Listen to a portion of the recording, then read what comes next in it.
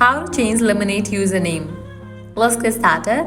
Launch your Lemon8 app. Here we go. Make sure you have already logged into your account. You'll land to the home page.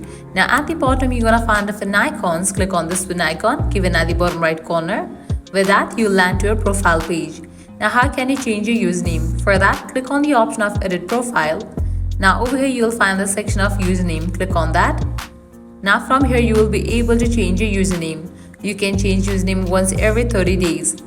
Just click on it, then remove your old username, then type in the new name, then click on done. As I have changed my username few days before, I'm not able to change my username. But if you have crossed 30 days, you can just remove your old username, then type in the new name and then click on done.